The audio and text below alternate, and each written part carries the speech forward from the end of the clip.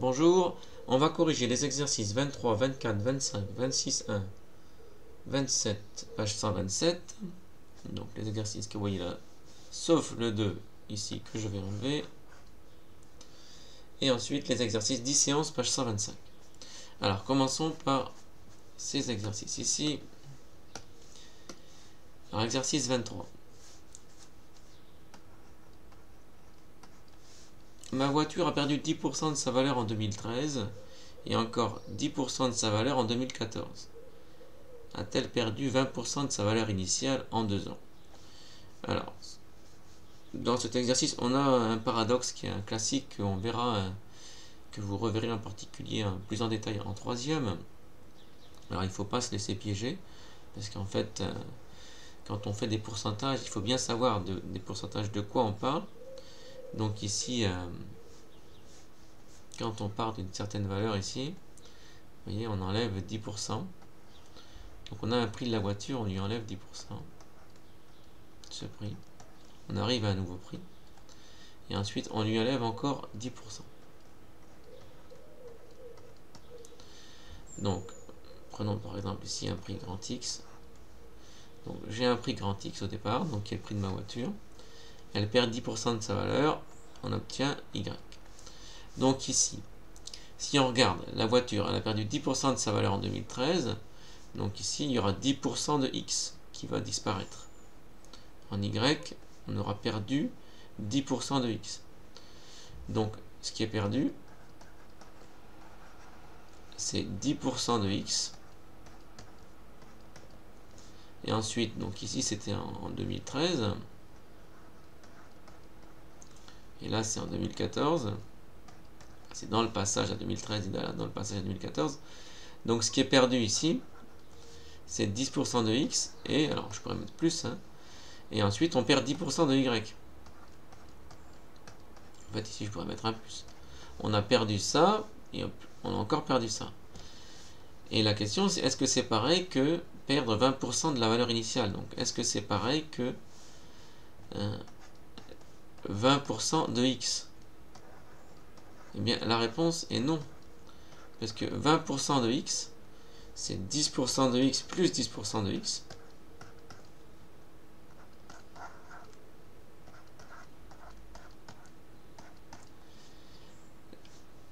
Alors que, ici, dans mon problème, j'ai perdu 10% de X plus 10% de Y.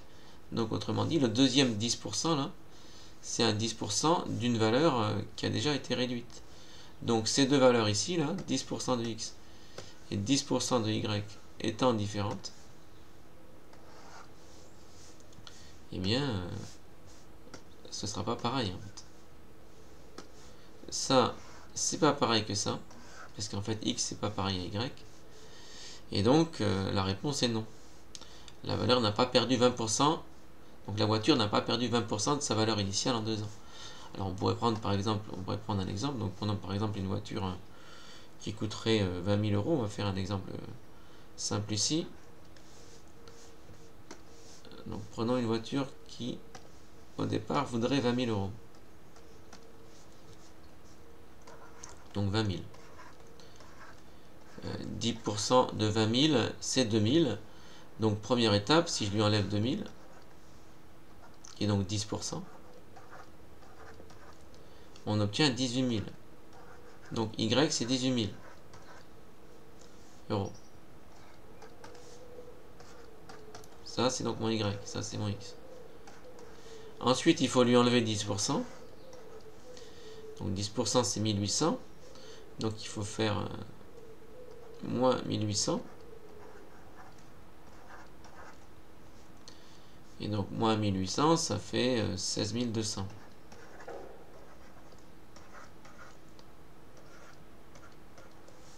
Alors que si on fait directement une réduction de 20%, ben 20%, il faut enlever 10%, c'est 2000. Donc 20%, c'est 4000. Donc il faut enlever directement 4000 et on obtiendrait 16 000. Donc on voit que c'est pas pareil, il y a 200 euros d'écart. Parce qu'en fait, vous voyez, dans la deuxième réduction, là, on n'a pas enlevé 10% de X, on a enlevé 10% de Y. Donc attention, c'est un piège classique ici. Donc la réponse est non. Et en troisième, vous verrez en fait quel pourcentage on a enlevé. Enfin, quand on fait ici 10% de la valeur en 2013 et 10% de la valeur en 2014, voilà, on pourrait voir de quel pourcentage on a diminué le prix de la voiture, et ça vous le verrez un peu plus tard. Il faut être un peu plus à l'aise dans les calculs pour pouvoir dire c'est pas 20%, on n'est pas loin, mais c'est pas exactement 20%, et dire combien c'est de pourcentage. Alors ici on pourrait le calculer dans l'exemple, mais pour avoir un raisonnement théorique, vous verrez ça en troisième. Alors passons maintenant au 24. Donc 24, dans un gâteau, on a commencé par un exercice difficile en fait ici, qui est paradoxal, maintenant ça va un peu être plus simple. Donc 24, dans un gâteau de 25 grammes, il y a 3,1 grammes de glucides. Quel pourcentage de glucides y a-t-il dans ce gâteau? Bon, donc là, on a une situation classique. Alors, on va bien le rédiger ici. Voilà, pour vous donner de bonnes habitudes, on pourrait rédiger un peu moins que ce que je vais faire ici. Donc, commencer par dire que dans ce problème, sous-entendu, enfin, on va donc faire apparaître de la proportionnalité ici. Donc, on va dire que vous voyez, on imagine tous les gâteaux imaginables avec cette même proportion de glucides. Et on va donc dire que la masse de glucides est proportionnelle à la masse de gâteau. La masse de glucides est proportionnelle à la masse de gâteau. Est proportionnelle à la masse de gâteau.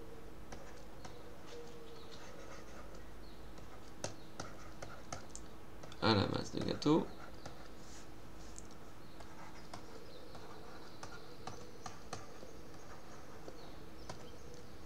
Donc le tableau que je vais faire, le tableau suivant, sera un tableau de proportionnalité. Donc le tableau suivant est un tableau de proportionnalité. Est un tableau de proportionnalité.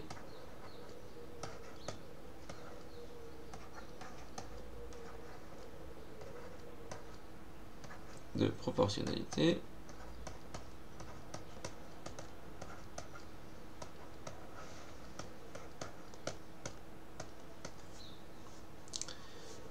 Alors j'ai bien conscience que en fait on est normalement dans des questions flash pour aller faire de tête, hein. Mais ici voilà, on s'habitue ici à rédiger correctement.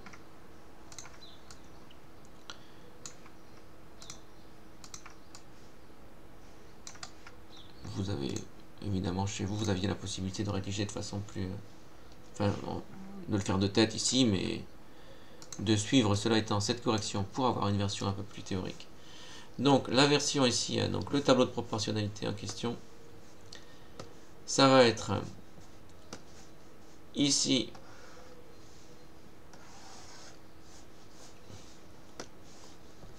donc on va mettre la masse de gâteau en grammes, masse de gâteau en grammes, et masse de glucides, masse de glucides, là encore en grammes. Et donc nous on sait qu'il y a dans un gâteau de 25 grammes, il y a 3,1 grammes de glucides. Et on me pose la question, quel est le pourcentage? Autrement dit, si le gâteau avait une masse de 100 grammes, quelle serait la masse de glucides? Alors très clairement ici, la méthode la plus simple consiste à utiliser la propriété qui est que si deux grandeurs sont proportionnelles, quand on multiplie l'une par un coefficient, eh bien l'autre doit aussi être multiplié par ce même coefficient. Donc ici le coefficient en question, ça va être x4. Ici, donc ici, si on fait x4, ça doit marcher pour les deux grandeurs. Donc je remarque que 100 c'est égal à 4 fois 25.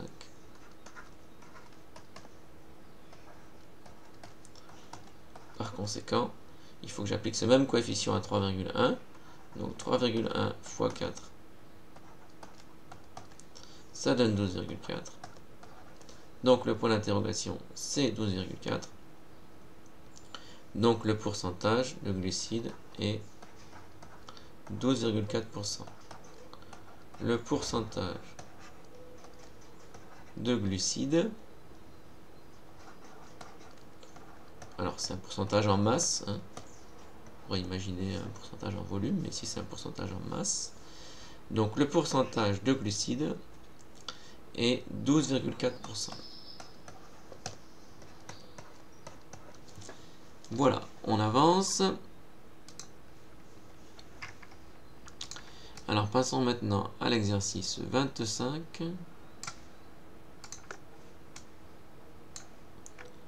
Voilà. Ici. Donc 25. «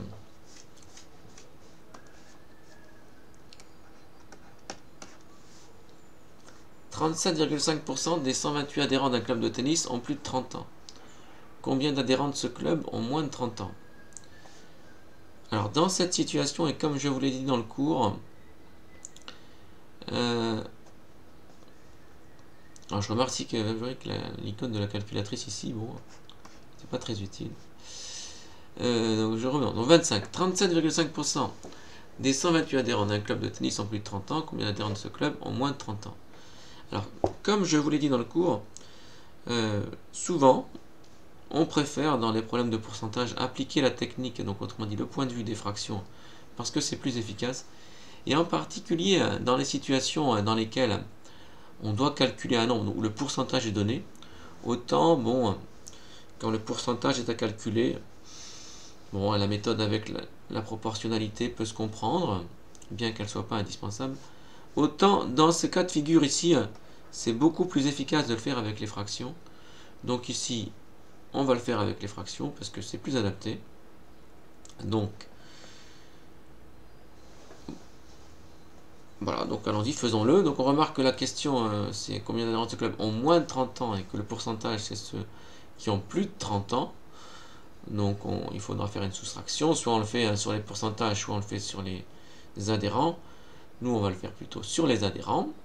Donc pour calculer les 37,5% de 128, eh bien j'applique la technique des fractions parce que je me dis qu'ici c'est plus adéquat ici et ce sera beaucoup plus rapide. Donc on multiplie par 37,5 sur 100. Alors on va utiliser la calculatrice parce que là elle paraît plus utile que dans l'exercice précédent. Alors 128, donc si tout se passe bien, on doit obtenir un nombre entier, évidemment, sinon il y a un petit problème. Eh bien,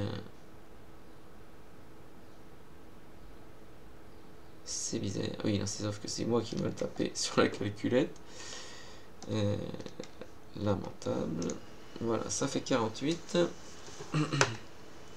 Donc ici, je peux écrire, alors, que ça fait 128 fois 0,375. On a fait ce calcul ici.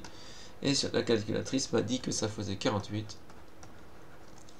Par conséquent, il y en a 48 qui ont plus de 30 ans. Donc 48 adhérents ont plus de 30 ans.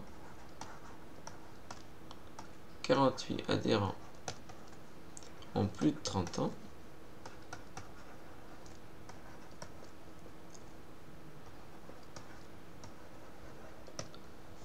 Et donc si on fait 128 moins 48, ça donnera ceux qui ont moins de 30 ans, ce qui donne 80. Donc 80 adhérents de ce club ont moins de 30 ans. 80 adhérents ont moins de 30 ans. Ont moins de 30 ans. Voilà pour l'exercice 25. Passons à l'exercice maintenant 26, pour lequel, là encore, on va plutôt utiliser la technique des fractions. Alors, 26. Les bijoux en or sont en réalité faits. Alors, faits avec un S. Avec de l'or 18 carats. C'est-à-dire un alliage de métaux qui ne contient que 75% d'or pur. Question 1. Quelle masse d'or pur y a-t-il dans une bague en or de 7 grammes? Donc c'est une bague en or 18 carats. Donc il faut prendre 75% de la masse de la bague pour obtenir la masse d'or. Donc on va faire, bon ben c'est un peu pareil qu'au-dessus, 7 fois 75 sur 100. Autrement dit, ça fait 7 fois 0,75.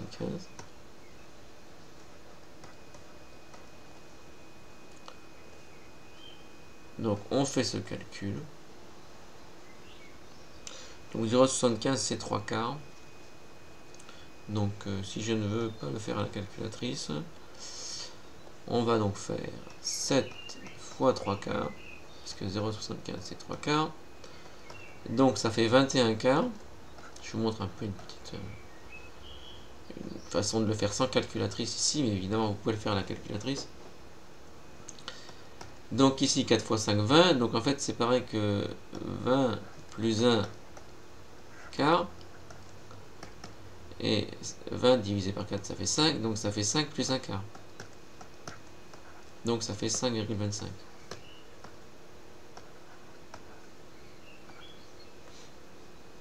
Voilà, bon, c'est une petit truc en passant ici. Donc ça fait 5,25. Et donc ici c'est des grammes. Donc dans une bague en or, dans une bague de 7 grammes, dans une bague de 7 grammes, il y a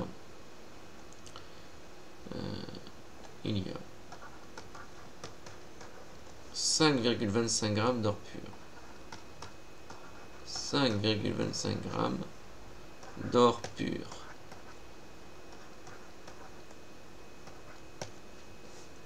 Voilà pour l'exercice 26. Passons maintenant à l'exercice 27. Alors, exercice 27.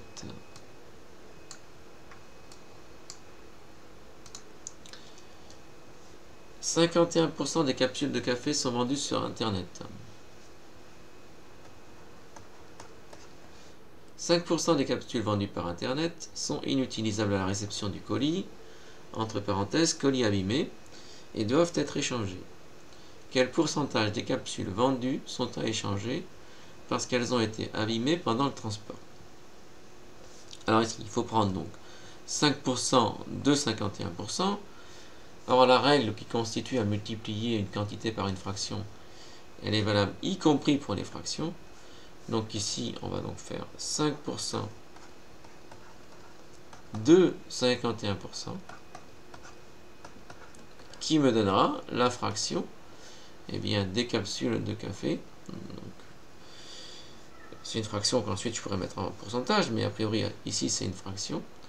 Donc ça me donnera la fraction des capsules qui sont à échanger parce qu'elles ont été abîmées pendant le transport. Parce que c'est 5% des 51%. Donc ça, ça fait 10 000. Et 5 fois 51, donc 5 fois 5, 25, 5 fois 5, donc ça fait 200. Donc ça donne ça. Donc très clairement ici, ça me donne... Alors vous voyez, si je veux... Bon, je vais faire ce calcul d'abord. Donc il faut décaler de 4 positions. Donc ça fait 0,0255. Je décale de 4 positions vers la gauche. On est d'accord qu'on peut mettre ici des zéros. Au départ, on est comme ça. On décale de 4 positions parce que c'est par 10 000. Donc 1, 2, 3, 4. Donc la virgule est ici. Lui, il ne sert à rien. Donc le nombre, c'est ça. Et ce nombre, donc en fait, qui est une fraction ici. C'est la fraction ou la proportion des capsules qui sont à échanger parce qu'elles ont été abîmées pendant le transport. Ben donc cette fraction, alors évidemment là, la fraction elle est présentée sous forme d'un nombre décimal, mais c'est une proportion ici, enfin, c'est une fraction au sens de proportion. C'est la proportion des capsules donc à échanger parce qu'elles ont été abîmées pendant le transport. Je peux la mettre, enfin on peut la mettre sous forme d'un pourcentage en faisant l'inverse de ce que j'ai fait ici, c'est que ça ici, je peux l'écrire 2,55 sur 100. Autrement dit, ça correspond à 2,55%. Donc la réponse juste, c'est ici 2,55%. Alors passons aux deux exercices de compétences. Terminons pour cet exercice. Alors le 10. La population française était de 62 251 milliers en 2004 et de 65 241 milliers en 2012. Exprimé en pourcentage l'augmentation de la population française entre 2004 et 2012. Bon. Alors, en fait, c'est un pourcentage, c'est l'augmentation qu'il faut mettre en pourcentage, donc on va commencer par calculer cette augmentation et on va la calculer en milliers. Donc on fait 65 241 moins 62 251. 65 241 moins 62 251. Alors je fais ça à la calculette pour ne pas me tromper.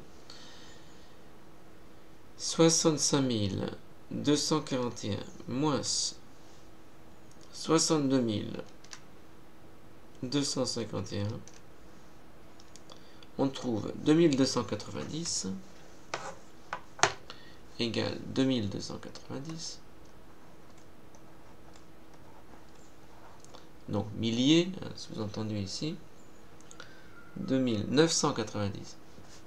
Je reviens en arrière. Égale 2990. Donc c'est l'augmentation. Ça c'est l'augmentation en milliers.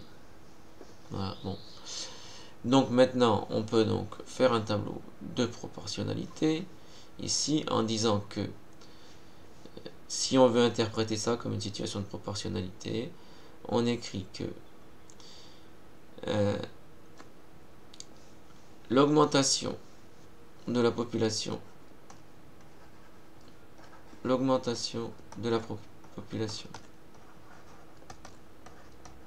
est proportionnelle.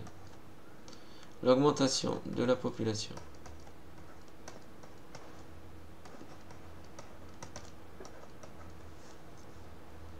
est proportionnelle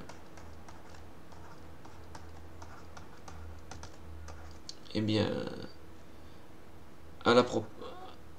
est proportionnelle à la population.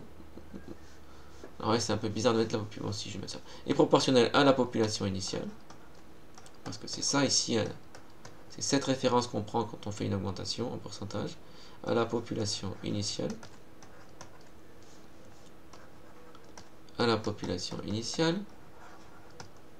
Donc le tableau suivant est un tableau de proportionnalité. Donc le tableau suivant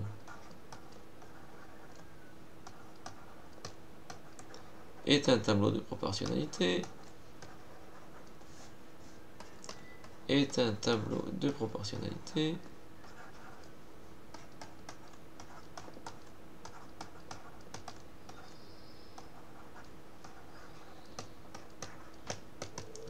Donc sur une ligne, on met la population initiale en milliers, population initiale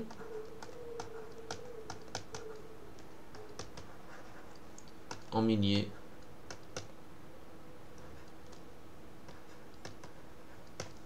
et ensuite l'augmentation,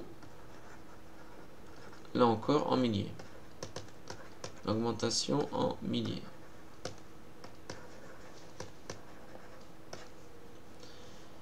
Donc, on me dit que, il est écrit que La population, elle était de 62 251.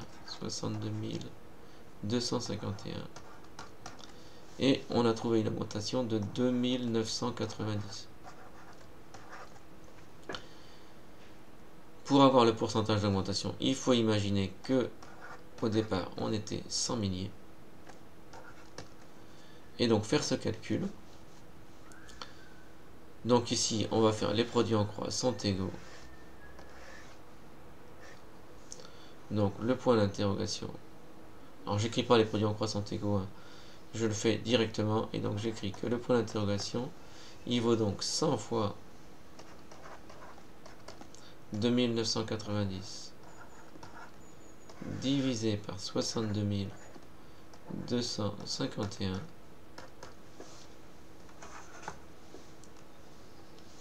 Alors, on fait fois 100 et on divise par 62 251.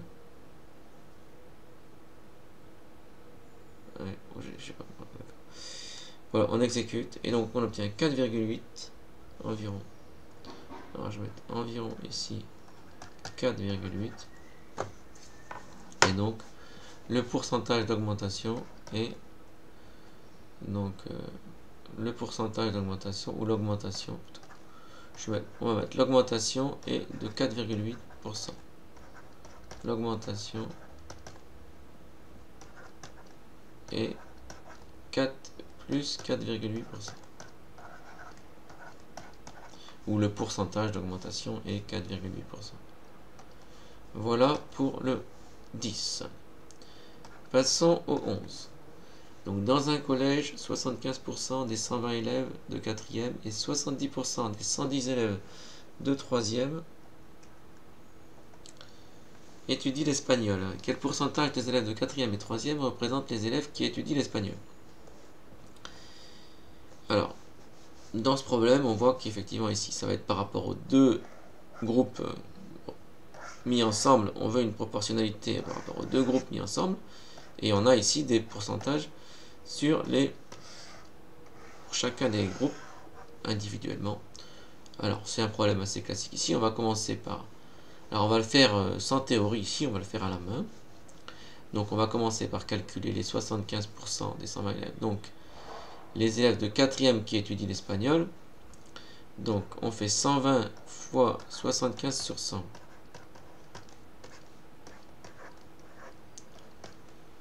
Et là encore, comme je ne veux pas utiliser la calculette, on va faire 120 fois 3 quarts.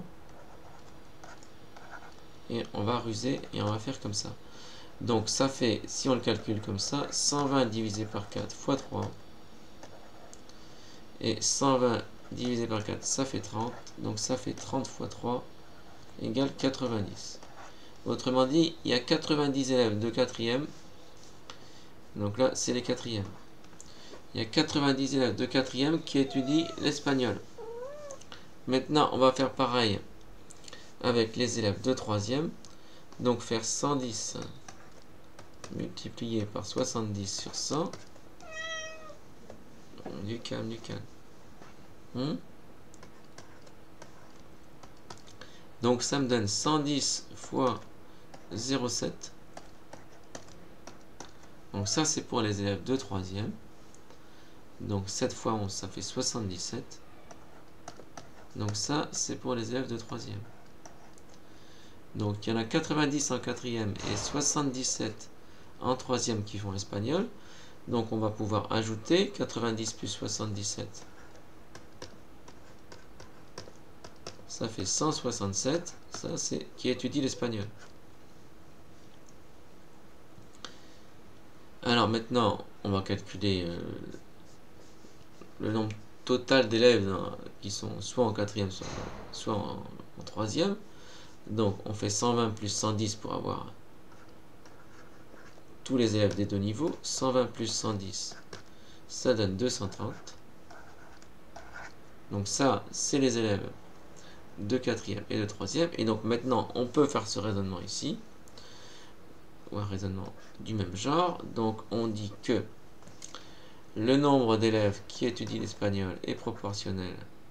Le nombre, alors je vais l'écrire en abrégé, d'élèves qui étudient l'espagnol, d'élèves, je vais mettre ES, hein, le nombre d'élèves ES est proportionnel au nombre total d'élèves, est proportionnel au nombre total d'élèves,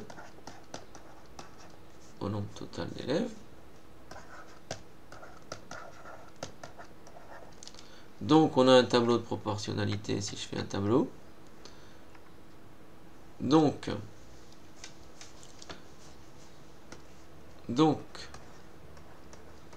le tableau suivant est un tableau de proportionnalité. Le tableau suivant est un tableau de proportionnalité. Et un tableau de proportionnalité.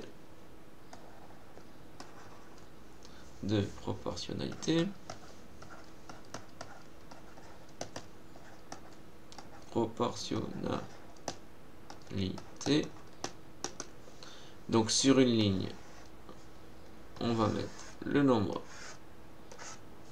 total d'élèves, donc nombre d'élèves,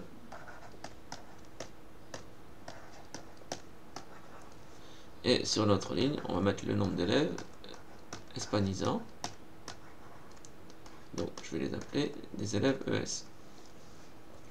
Donc ici on sait qu'il y a 167 élèves et non, c'est l'inverse. Donc il y a 230 élèves.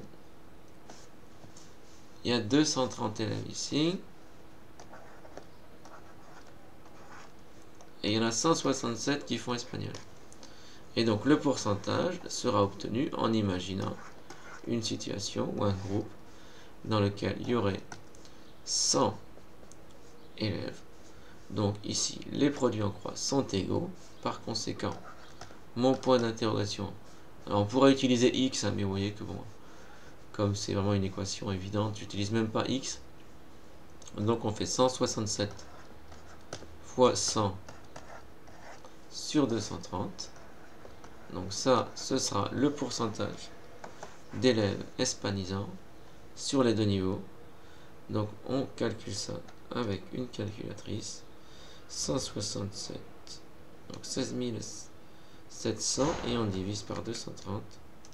On obtient 72,6%. Donc c'est environ, et ça tombe pas pile, c'est environ 72,6%. Et donc on peut donc répondre à la question qui était quel pourcentage des élèves de 4e et 3e représentent les élèves qui étudient l'espagnol. Donc les élèves qui étudient l'espagnol représentent 72,6%.